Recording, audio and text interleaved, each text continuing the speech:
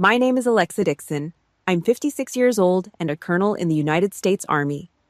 In all my deployments across the Middle East, I have never seen anything as cold-blooded as the look in my own mother's eyes the moment she slapped me across the face right in the middle of our family dining room. With blood pooling at the corner of my mouth, my father slammed his fist on the table. He roared, demanding I sign over an $11 million inheritance from my grandfather to my 59-year-old brother, a man drowning in debt. They called it family duty. To them, my 31 years of bleeding on the front lines meant absolutely nothing compared to the privilege of simply being born a son. But they didn't know my grandfather left me a secret. Before I tell you how I leveled their delusional empire, drop a comment letting me know where you're listening from. Hit that subscribe button if you've ever been bled dry by the very people who share your blood. The fluorescent lights in my office at Fort Belvoir flickered, keeping a harsh rhythm with the relentless vibrating hum of the industrial HVAC system. My desk was a cold slab of government-issue steel buried under 3 inches of classified tactical reports. Thousands of lives rested in those folders. My signature moved troops. It allocated millions in defense funding. Out here, I was the law. Then my cell phone lit up on the metal surface. Susan Dixon, my mother. She never called to shoot the breeze.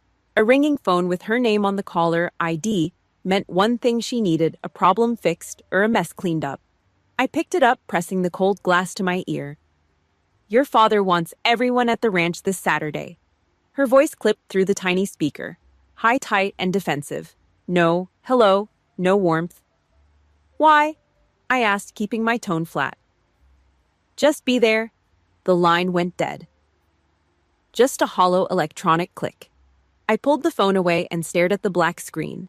Not a single word asking if the physical therapy on my separated shoulder was working. Not a damn question about the 4-hour drive she was casually demanding I make on my only weekend off in a month. In the Dixon household, I wasn't a 56-year-old woman. I wasn't a senior military officer. I was a utility. A fire extinguisher wrapped in a uniform, expected to function the absolute second someone broke the glass. I tossed the phone. It hit the desk with a hard metallic clack. My adjutant peeked his head through the doorway, his eyes darting to the device, then to my face. Everything okay, Colonel? He asked, his voice careful. I gave him a single rigid nod. He retreated, closing the door behind him. But beneath my ribs, my stomach pulled into a tight, freezing knot. 31 years in uniform wires your brain a certain way. You learn to smell the bitter tang of cordite before the first shot even cracks the air. My mother's silence wasn't the silence of a busy woman. It was the silence of a woman hiding a loaded gun. That night in my quarters, I packed my go bag. The movements were strictly mechanical, pure muscle memory. OD green shirts rolled tight, boots wiped down. I took my 9mm out of the nightstand, racked the slide out of pure habit, and dropped it into the heavy steel lockbox with a heavy thud. I was supposedly prepping for a quiet weekend at my childhood home, but my hands were moving with the exact same precision they did before a combat drop in Kandahar. The next morning, I hit the highway. 4 solid hours cutting through the dead sun-baked plains of central Texas. Heat waves shimmered violently off the blacktop, warping the horizon into a blurry mirage. I had the AC in my truck blasting on high, blowing freezing dry air straight into my face, but it didn't touch the chill creeping down my spine. My brain started running the data, analyzing the timeline. Grandfather Thomas had been in the ground for exactly 6 weeks. The funeral was a blur of forced, cheap civility. My 59-year-old brother Michael had put on a pathetic show at the gravesite, squeezing out crocodile tears and loudly blowing his nose for the benefit of the neighbors. My father Richard stood beside the dirt pile like a stone wall, heavy breathing, hard eyes. He didn't shed a single tear. Nobody brought up the will. Nobody talked about the estate. 42 days of complete dead air. And now, out of nowhere, a sudden, non-negotiable summons to the ranch. My hands gripped the leather steering wheel. I squeezed until my knuckles turned a bruised, ugly shade of white. I knew the unwritten rules of their game. When the Dixons go quiet, somebody is about to get bled. I turned off the main highway, the heavy tires of my truck chewing up the familiar gravel of the driveway. The heavy twisted branches of ancient live oaks cast long, jagged shadows across the dirt lot. I slowed the truck to a crawl. My eyes automatically shifted, scanning the perimeter like I was clearing a hostile compound in enemy territory. Right up front, parked diagonally across the overgrown grass like he owned, the damn place was Michael's truck. A brand new, fully loaded Ford F-15. Chrome rims catching the heavy, suffocating afternoon sun. A shiny $80,000 toy for a grown man who couldn't even balance a basic checkbook. Next to it sat my father's dark SUV parked perfectly straight. I started to pull into my usual spot near the rusted barn doors. Then I saw it. Tucked away in the heavy shade, deliberately parked in the blind spot right behind the old tool shed. A black sedan, spotless paint, tinted windows. I read the plates, city tags. Nobody in our county drove a car like that. That was downtown money. That was a lawyer's car. I killed the engine. The cab of my truck went completely silent, save for the ticking of the cooling metal under the hood. Outside, a solitary cicada started buzzing a high grating pitch in the heat. My jaw clamped down so hard a sharp ache shot up into my temples. They didn't call me out here for a family dinner. I was walking into a calculated, well-rehearsed ambush. This was a flanking maneuver, and I was the target. My boots crunched over the dry gravel, stopping just short of the thick oak front door of the Dixon Ranch.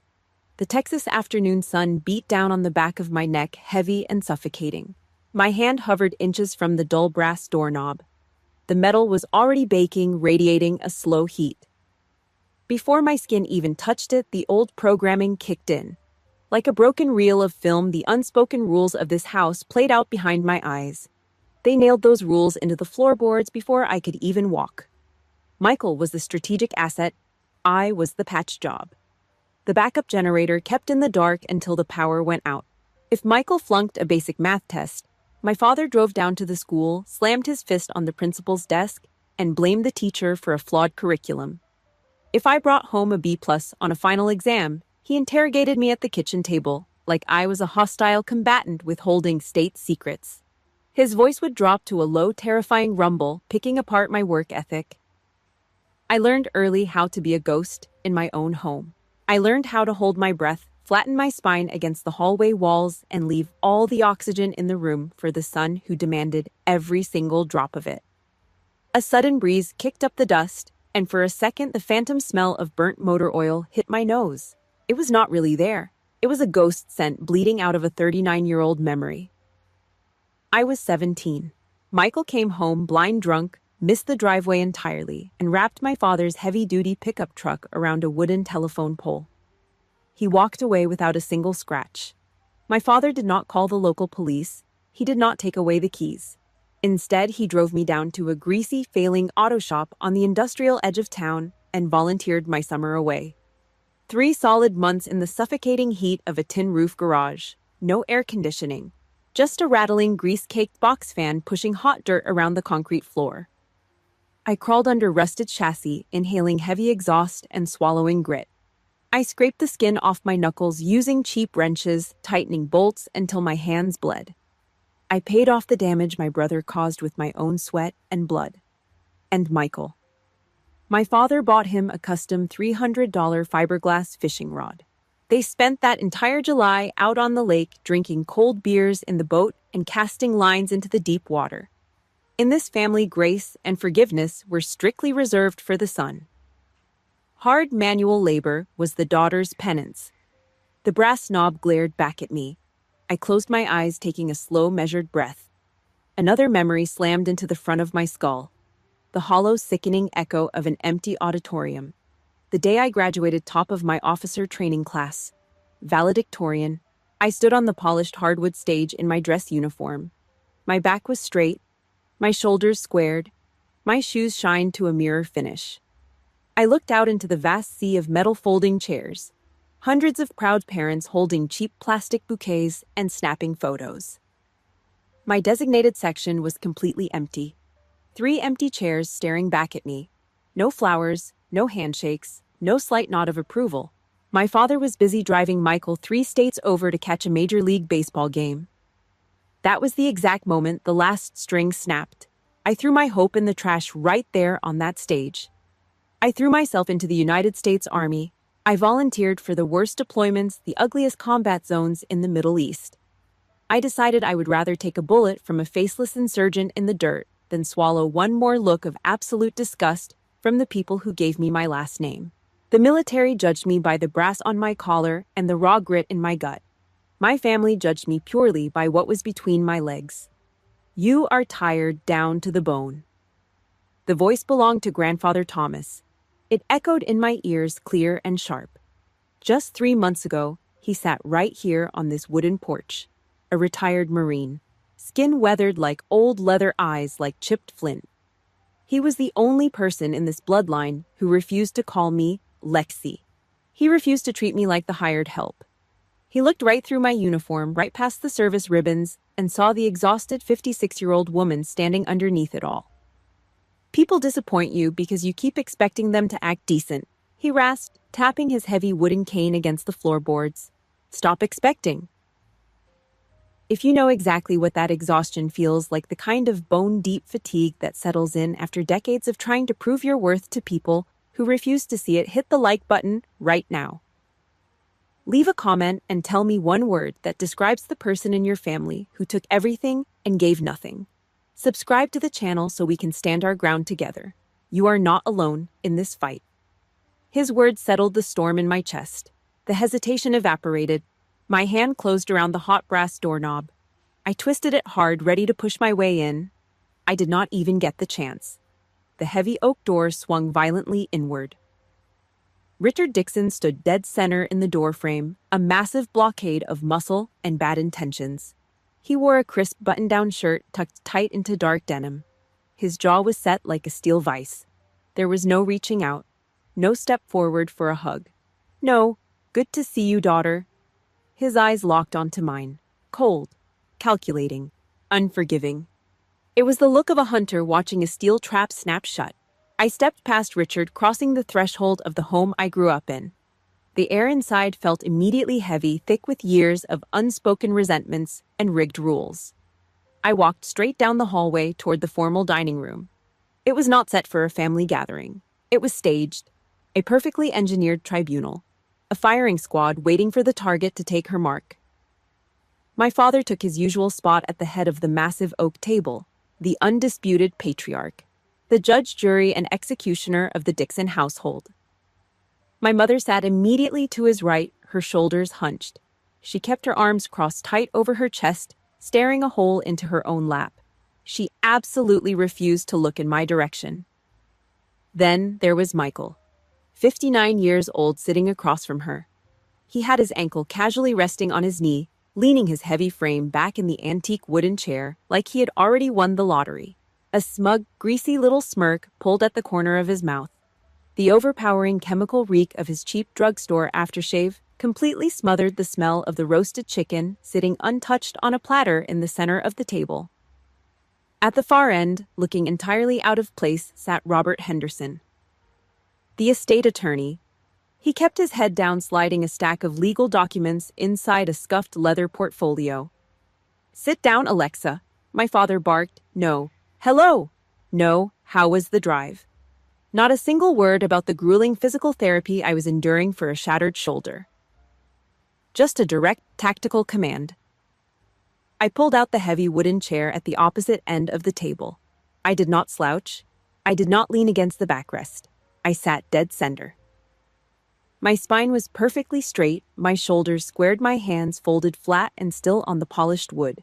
I kept my face blank. I waited. The silence in the room was suffocating. Just the slow, heavy ticking of the antique grandfather clock out in the hallway. Tick, tick, tick. Robert cleared his throat. He pushed his wire-rimmed glasses up the bridge of his nose. "Right then," he muttered, his voice dry and devoid of any emotion. "The probate process for Mr. Thomas Dixon's estate has officially concluded. All outstanding debts and final medical expenses have been cleared. The total remaining liquid assets amount to exactly $11 million. $11 million. I kept my expression carved from stone, but my eyes tracked the room like a sniper scoping a tree line. I watched their micro-expressions. My mother did not blink. She just kept staring at the fabric of her slacks. Michael stopped tapping his foot. His fingers lightly rubbed his jaw, and that smug, entitled smirk widened just a fraction of an inch. My father simply drummed his thick index finger against the oak table. Thump, thump, thump. Nobody gasped. Nobody acted surprised. The realization hit the back of my throat like a hot swallow of battery acid. They already knew. They had known this exact number for weeks. They had been circling this massive pile of cash like buzzards over roadkill. I was the only person sitting at this table who had been blindfolded. A cold, hard disgust settled deep into my gut. I did not move a single muscle. I just let the silence stretch. Robert turned a crisp white page in his portfolio. He did not look at my father. He did not look at Michael. His eyes bypassed the entire family and locked directly onto mine. According to the final stipulations of the trust, Robert read, his voice cutting clean through the heavy air. The sole beneficiary of the entirety of the estate is Alexa Dixon. Clinical death hit the dining room. The grandfather clock kept ticking. Tick, tick. I sat perfectly still. My breathing did not change. My pulse did not spike. Grandfather left everything to me. The throwaway child. The invisible backup plan. I processed the raw intel in real time. Across the table, Michael's smug little smile vanished instantly. His foot hit the hardwood floor with a loud thud. He leaned his bulky frame forward, his elbows digging aggressively into the wood, his face turning a blotchy, ugly shade of red. My mother physically flinched, turning her head away toward the kitchen door to hide her face. My brain snapped the final puzzle pieces together. Me inheriting the money was absolutely not breaking news to them. They already knew the old man left them out in the cold. They knew the money was legally mine. That was the exact reason I was sitting here. My presence was a tactical problem they fully intended to neutralize. My father exhaled, a loud, frustrated burst of air through his nose like he was dealing with a stubborn, irritating animal. He reached into his jacket pocket and pulled out a single sheet of stark white paper. He slapped his heavy hand over it and shoved it hard down the length of the table. The sound of that paper scraping across the varnished oak was sickening. It slid directly to a stop right in front of my folded hands. I looked down. It was a standard legal waiver, a complete transfer of assets. "Sign it," my father ordered. His voice was a low, dangerous rumble, the exact same voice he used to terrorize me when I was a teenager. The voice that used to make me shrink into the walls. I didn't move a millimeter. "Sign the damn paper, Alexa. Transfer that money over to your brother." Direct, ruthless, absolutely zero hesitation. He did not ask for a favor. He did not offer a single explanation. He did not beg. He issued a command.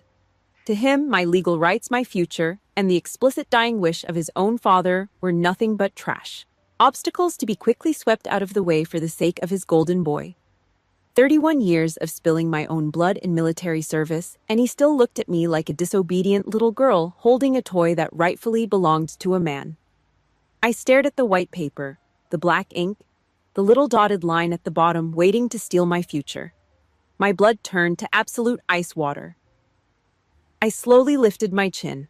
I leveled my eyes, locking my gaze dead onto my father's flushed face. I did not raise my voice. I did not blink. "Dad, did I hear you right?" My father leaned forward. The heavy oak table groaned under his thick forearms. The muscle in his jaw jumped tight and rigid. "You heard what I said," he growled. His voice dropped into that familiar, dangerous register. "Your brother has a wife. He has a mortgage. He needs this money more than you do." My mother shifted in her chair. She finally looked up from her lap. She leaned across the table, clasping her hands together in a pathetic display of fake sympathy. "Lexi, please," she said. Her voice was high, thin, and dripping with manipulation. "You do not need a sum that large. You have your military pension. You have always been so independent. You can take care of yourself." I did not blink. I locked my eyes directly onto hers. There it was, the absolute sickest logic in the world, the ultimate punishment for competence, because I woke up at dawn, because I maintained discipline, because I bled in foreign deserts and built a life entirely on my own 2 feet without ever asking them for a single dime. Because of all that I deserved to be stripped of my legal inheritance. I was capable, so I must be penalized.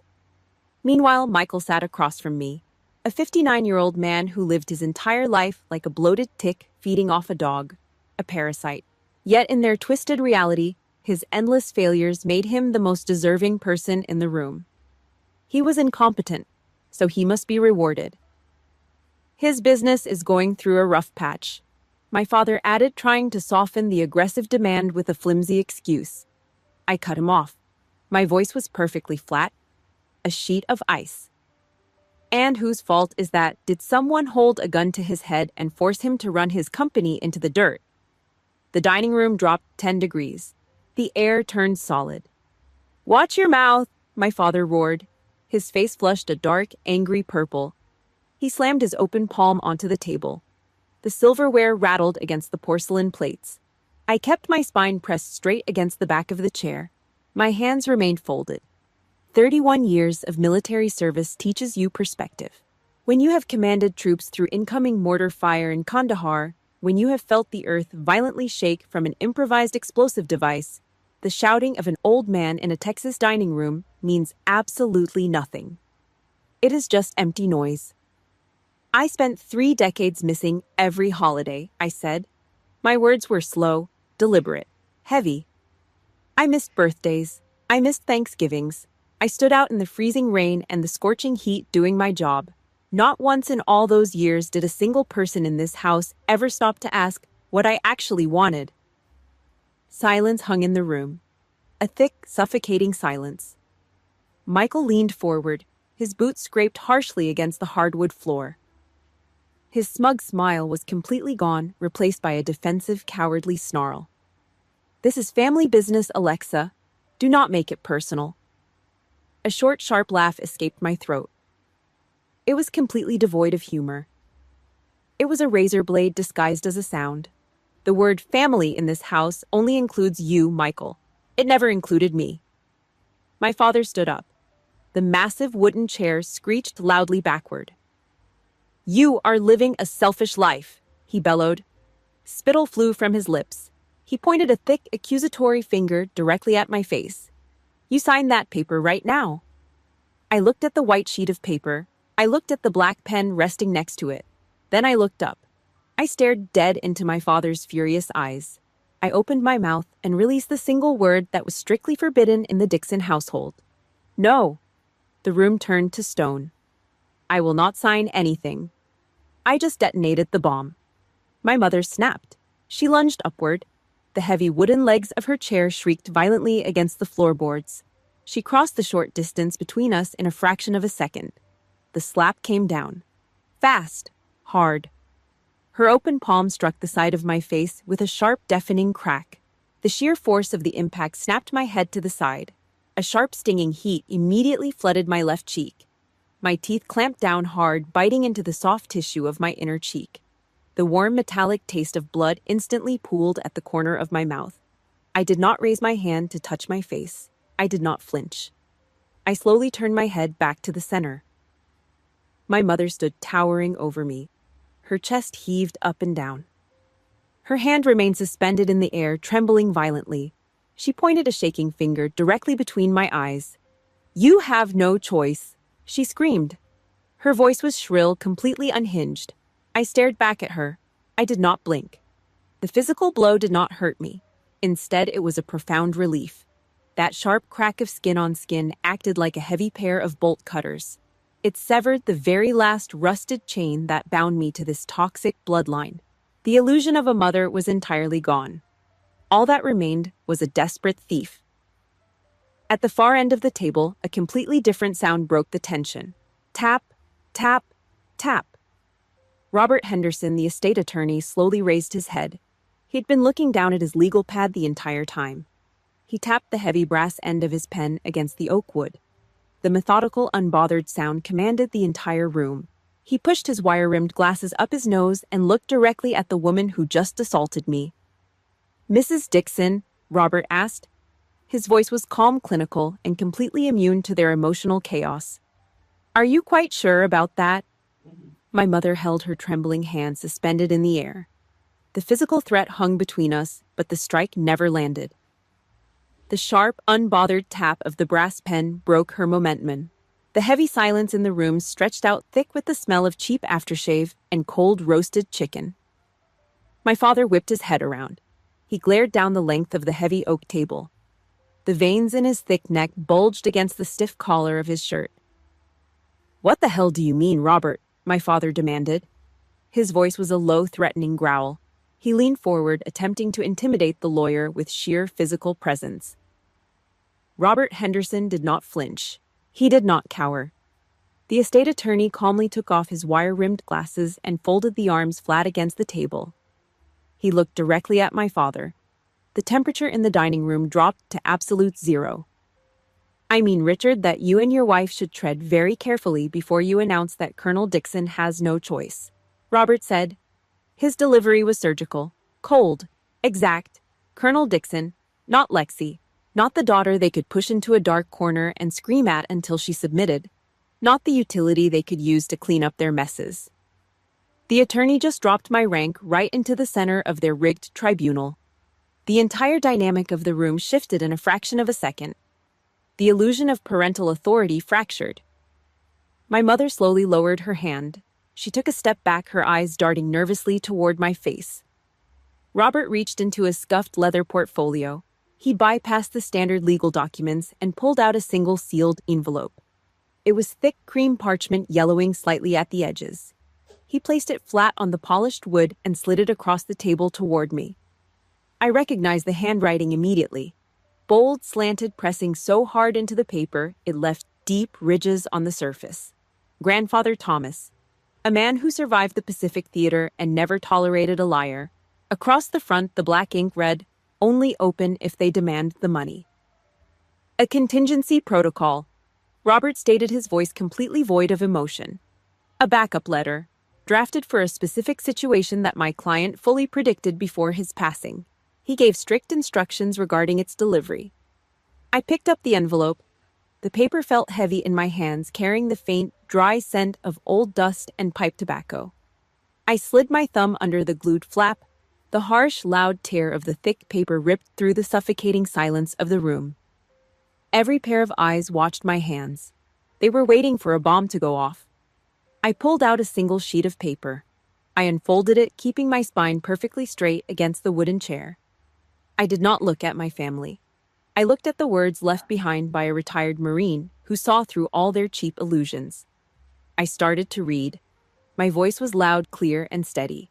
I did not rush. I let every single syllable land like a heavy hammer on the oak table. "Alexa, if you are reading this letter right now, it means Richard and Michael have already tried to strip you of this money."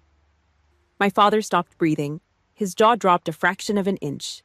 His face twisted into a mask of pure shock, the dark red flush draining instantly from his cheeks. Beside him, my mother physically shrank. She took another step back and slumped heavily into her dining chair. All the air left her lungs in a hollow, defeated wheeze. Grandfather Thomas had looked right through their trap while he was still breathing.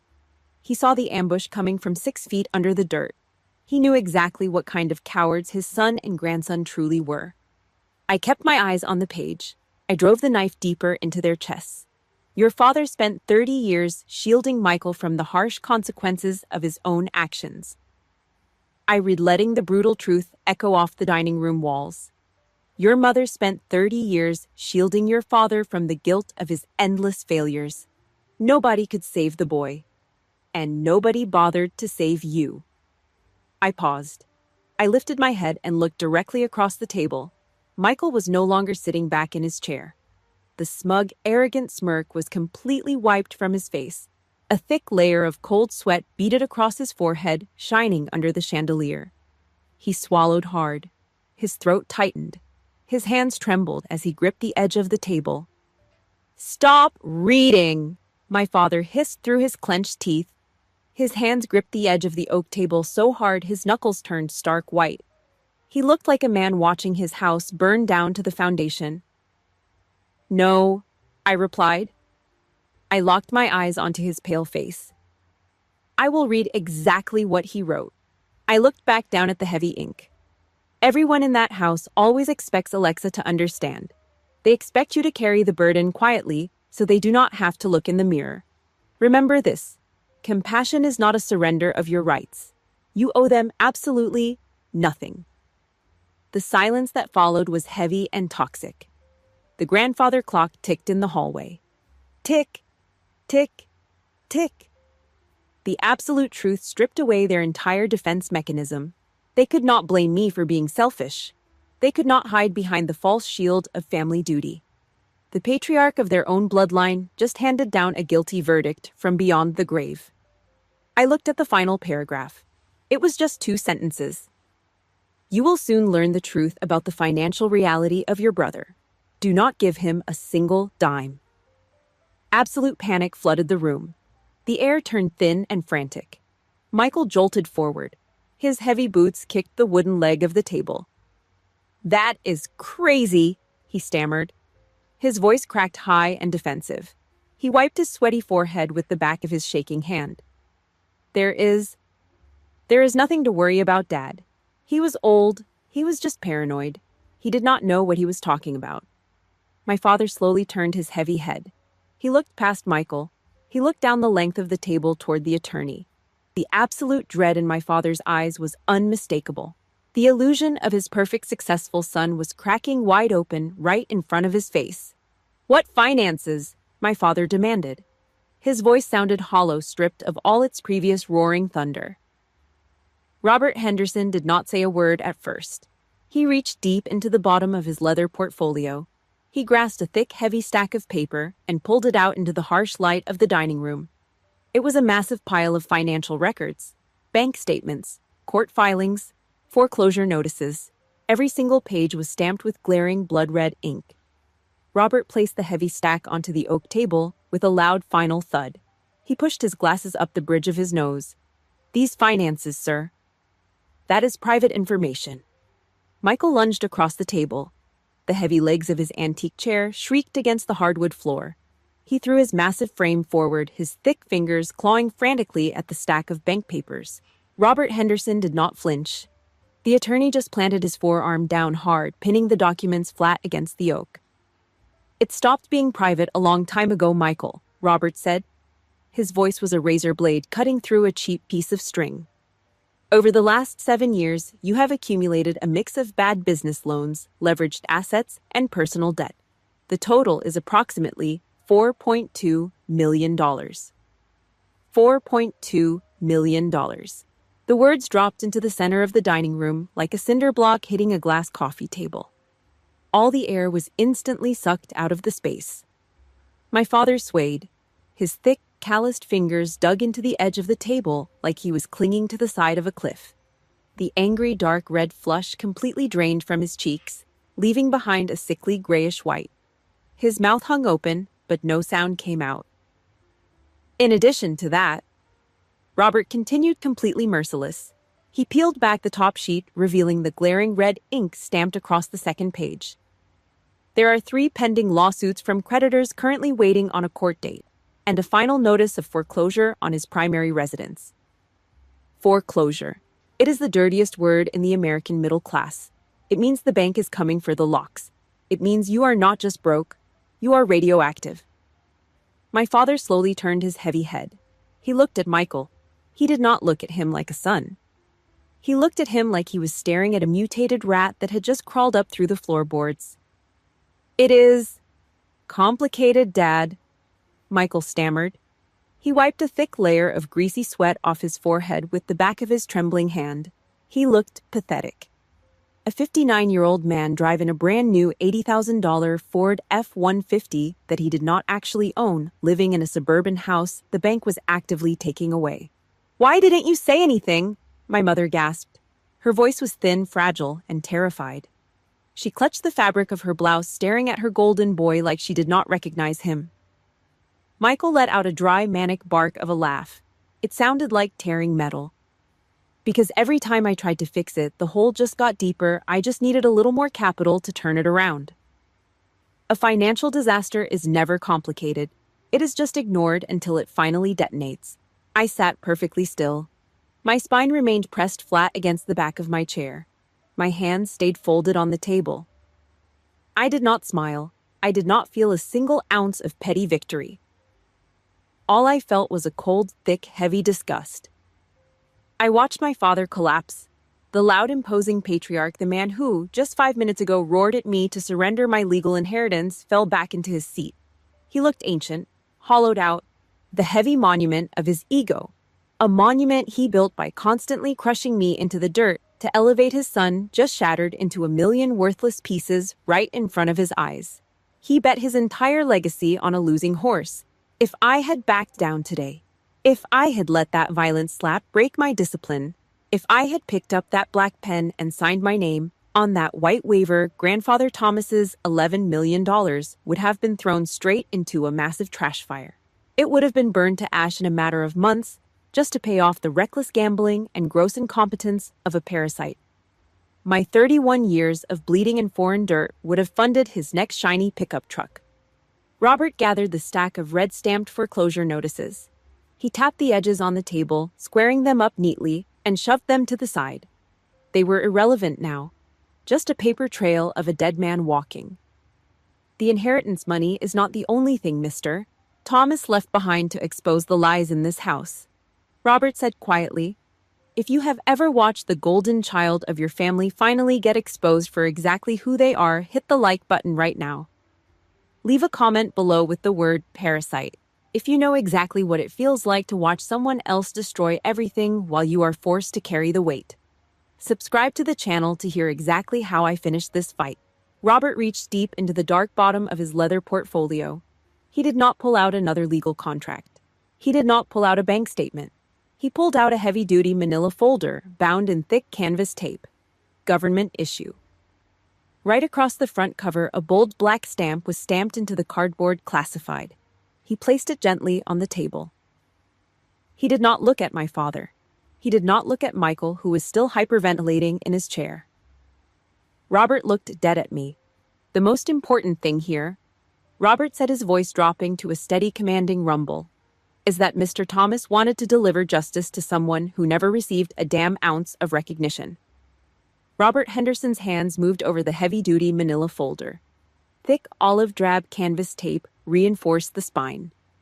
The sharp, loud, metallic clack of the heavy steel rings snapping open inside echoed through the silent dining room.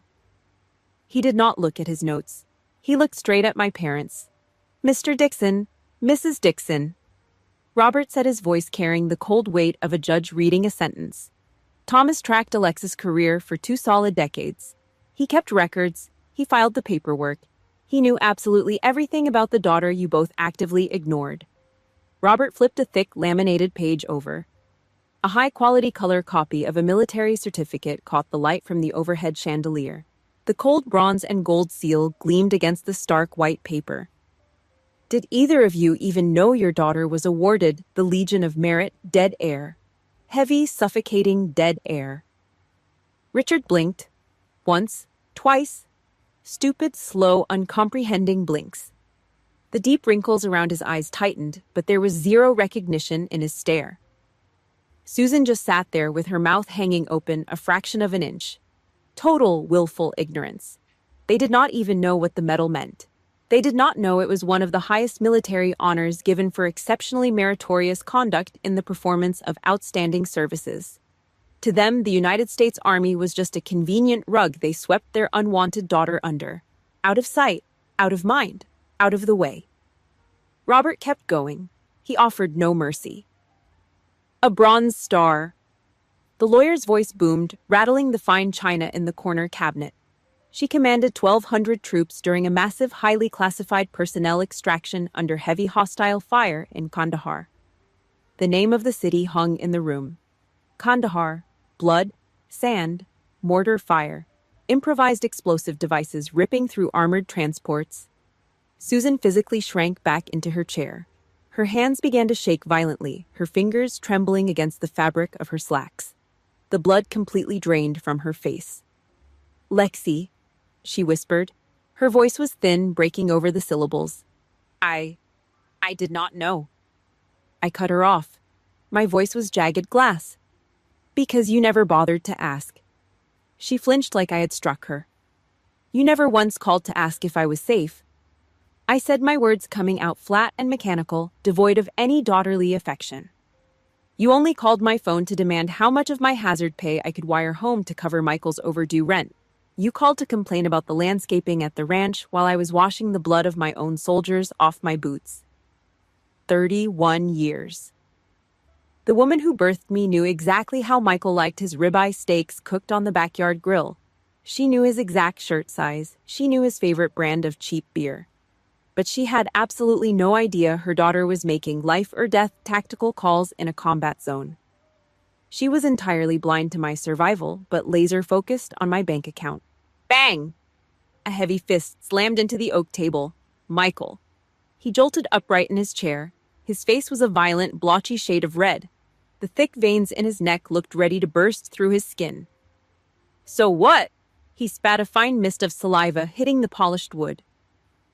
So what if she got some medals pinned to her chest? What the hell does that have to do with the estate? You think you are better than us. You think a fancy piece of paper makes you a saint. He was drowning. He was a 59-year-old man thrashing around in the deep end of his own manufactured disaster, desperately trying to drag anyone he could down into the mud with him. I did not raise my voice. I did not yell back. I locked my eyes directly onto his panicked, sweaty face. I looked at him the way I would look at a rusted, useless piece of scrap metal blocking a supply route. No, Michael, I replied. I dropped each word like a heavy cinder block. I just think grandfather was smart enough to hand $11 million to a battlefield commander instead of throwing it down a black hole to fund a parasite. Michael's mouth snapped shut. His chest heaved, but he had zero ammunition left. At the head of the table, Richard visibly deflated. His broad, imposing shoulders caved inward.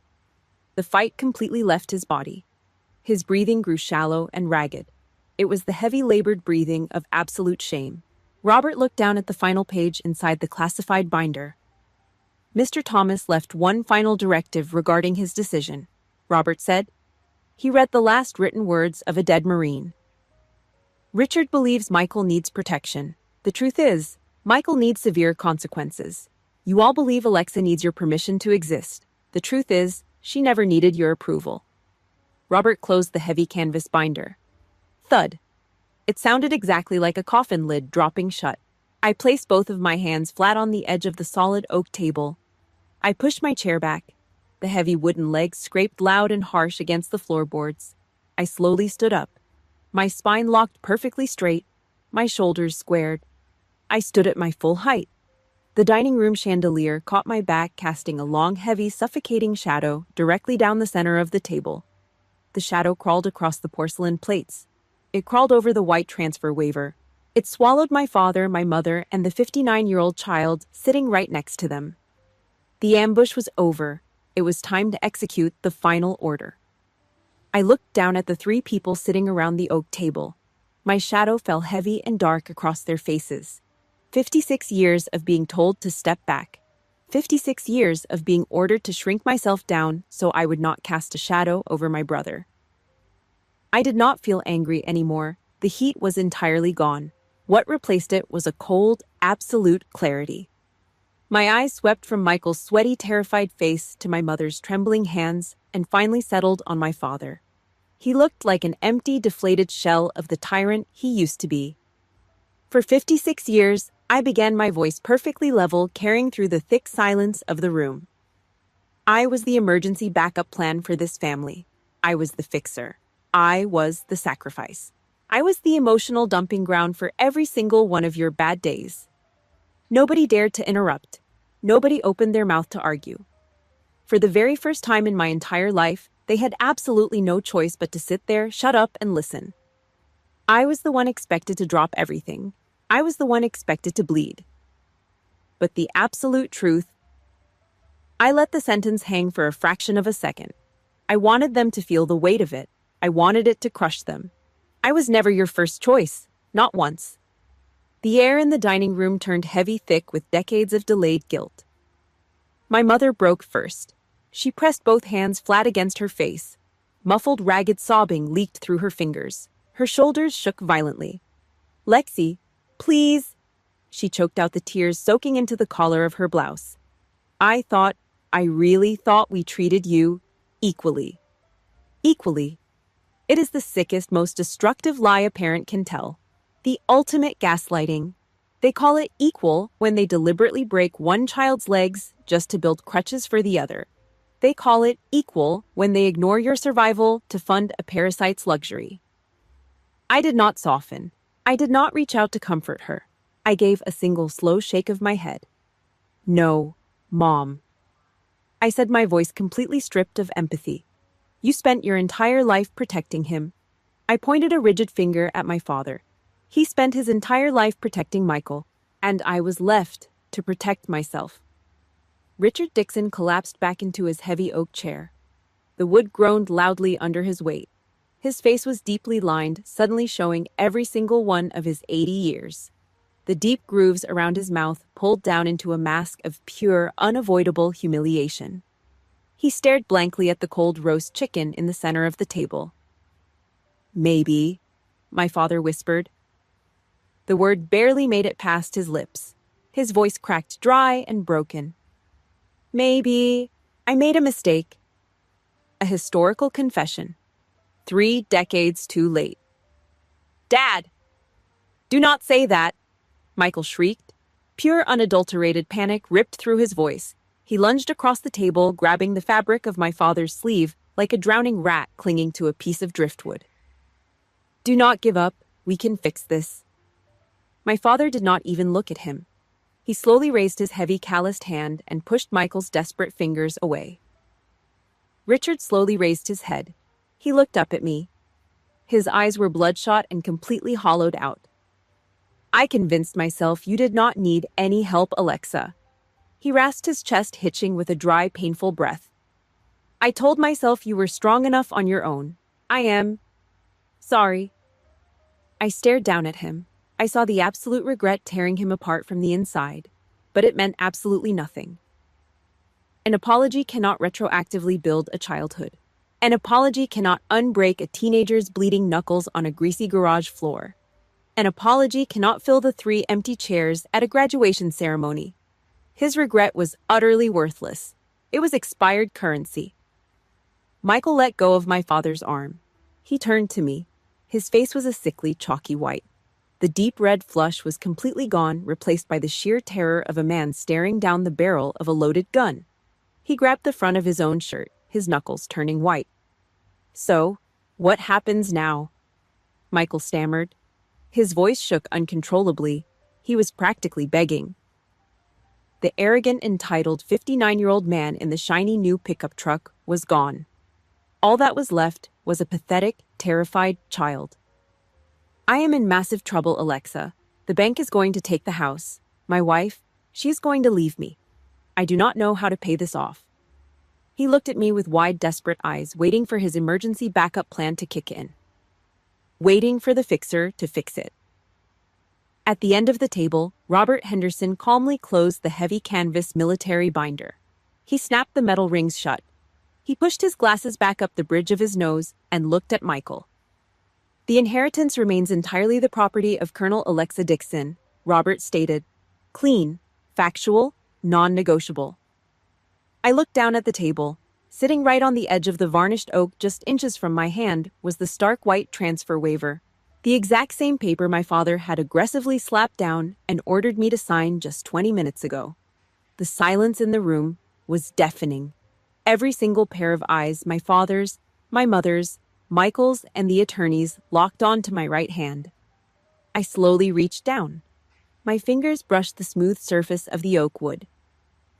I picked up the white paper. I stood there in the heavy shadow, holding the $11 million waiver up in the dead quiet air. I held the crisp white transfer waiver in the air. Michael's eyes tracked it like a starving dog watching a piece of raw meat swinging on a hook. The deep, heavy silence in the room stretched out tight as a piano wire. "I am never going to sign this paper," I said. My voice was flat. I gripped the top edge of the heavy cardstock with both hands.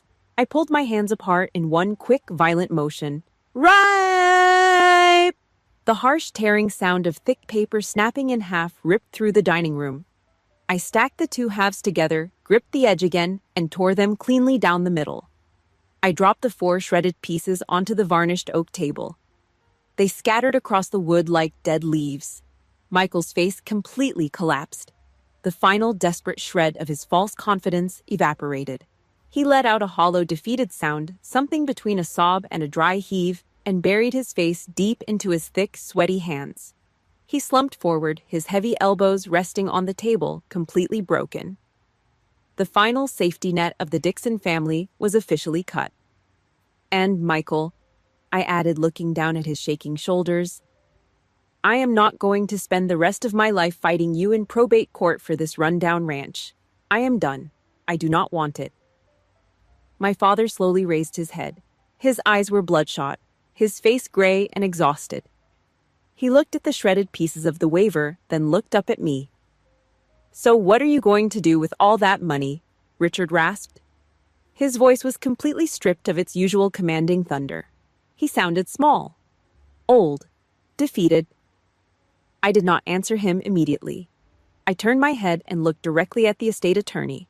Robert Henderson was already looking back at me, his pen hovering over his yellow legal pad. Robert, I said, my tone shifting into a sharp professional gear. I want to establish a blind trust. I am putting the entire $11 million into a heavily protected endowment. Robert pushed his wire-rimmed glasses up the bridge of his nose. He did not speak, but the very faint, unmistakable ghost of a smile pulled at the corner of his mouth. He nodded slowly, picking up his pen. I want it set up as a full-ride scholarship foundation. I instructed, laying out the parameters with military precision. Strictly for the dependents of combat-wounded veterans and Gold Star families. And I want the trust legally named after Grandfather Thomas. My father just stared at me. He could not process it. In his world, money was a weapon. It was leverage. It was something you used to control the people around you.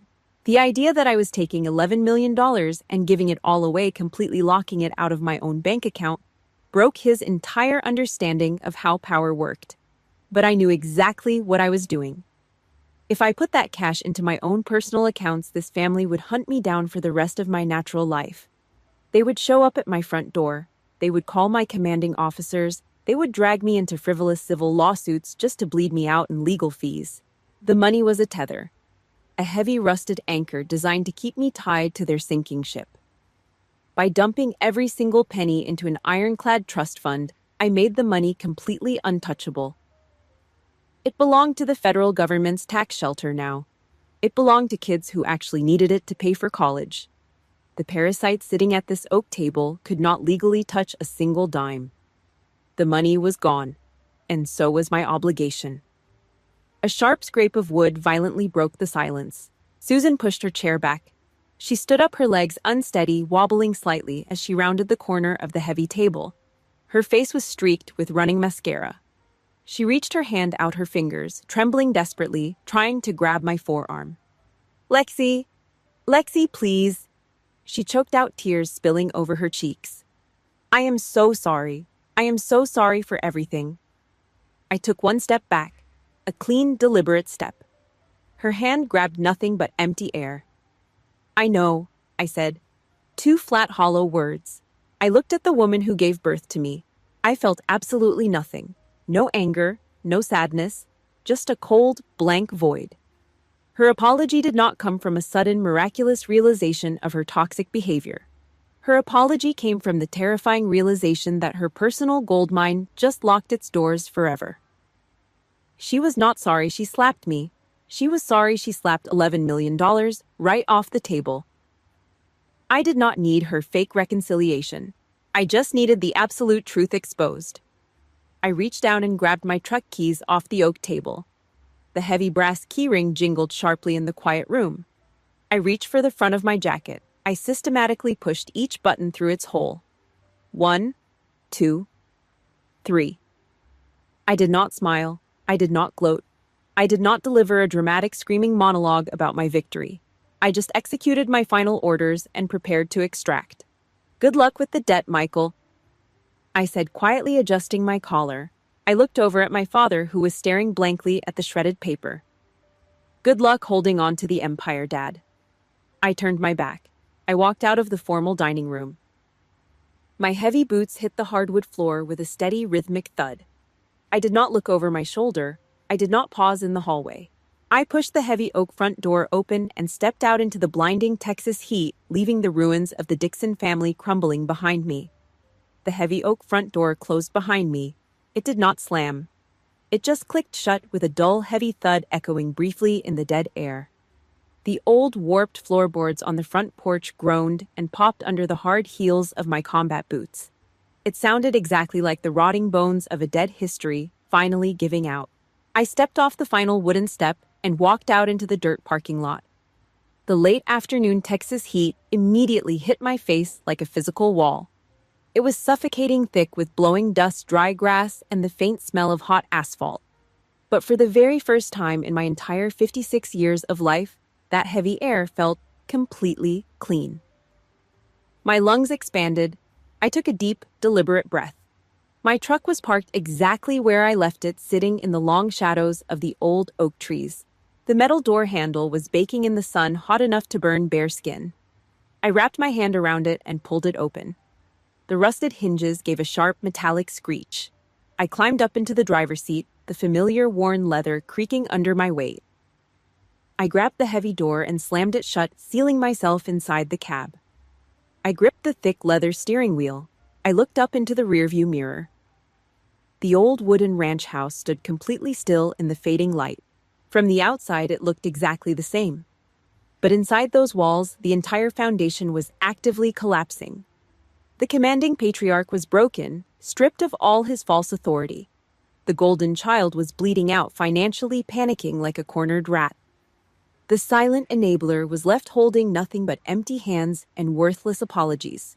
I did not know what Richard was going to do next. I did not know how Susan would handle the absolute shame of losing her perfect suburban illusion. I did not know how Michael was going to dodge the aggressive collection agencies or how he would explain the impending loss of his massive house to his wife. And I honestly did not care. 31 years of brutal survival in the absolute worst combat zones on this planet taught me a very hard, very unforgiving lesson. You cannot save people who actively refuse to save themselves. You cannot throw a lifeline to a man who is desperately trying to pull you down into the dark water with him. They made their choices. They spent 56 years building a massive monument to their own greed, their own staggering arrogance, and their willful ignorance. Now they get to sit in the suffocating rubble of that monument and choke on the dust. I was officially done playing the janitor. I was done sweeping up their shattered glass and calling it family duty. The cleanup operation was permanently terminated. I reached forward and turned the ignition key. The heavy V8 engine immediately roared to life, shaking the entire steel frame of the truck. The deep guttural rumble vibrated through the floorboards and traveled straight up my legs. I shifted the heavy transmission column into drive. The thick, aggressive treads of my tires crunched over the dry gravel as I pulled out of the dirt lot. I turned the nose of the truck toward the long, empty stretch of the main highway. I hit the automatic switch and rolled the driver's side window all the way down. The hot, rushing wind violently whipped across my face, pulling at my hair and stinging my eyes. For 56 years, I fought a brutal, bloody war on a battlefield that had absolutely no exit strategy. A battlefield called family. It was a war where the rules changed every single day, where loyalty was punished, and where the enemy slept in the bedroom right down the hall. Today, I officially laid down my weapons. I refuse to be their meat shield anymore. I refuse to be their emergency backup generator. I refuse to be the disposable daughter kept in a dark closet until someone needed a problem solved. The $11 million left behind by an old, hardened Marine was never going to pay for a shiny new pickup truck. It was never going to pay off the gambling debts of a 59-year-old child. That money was going to build thousands of new futures. It was going to pay for college degrees and save the kids of soldiers who actually knew the true meaning of blood and sacrifice. Grandfather Thomas would rest easy knowing his legacy was funding warriors, not parasites. I pressed my heavy boot down hard on the gas pedal. The engine screamed as the truck surged forward aggressively, eating up the black asphalt. The sky ahead of me burned a deep, bruised red as the sun finally dragged itself down below the flat Texas horizon. I kept my eyes locked straight ahead on the open road. I did not tap the brakes. I did not look back. If you are listening to this story right now, and you are currently trapped inside a family that treats you like a tool, a bank account, or an emergency backup plan, you need to hear this. Having compassion for absolutely toxic people is a direct betrayal of yourself. Stop setting yourself on fire just to keep them warm. Stand your ground, draw a hard line in the dirt, and drive away. Thank you for listening. Hit the subscribe button and leave a comment below. Tell me one thing you had to leave behind to finally find your own peace. Let me know you are out there fighting too.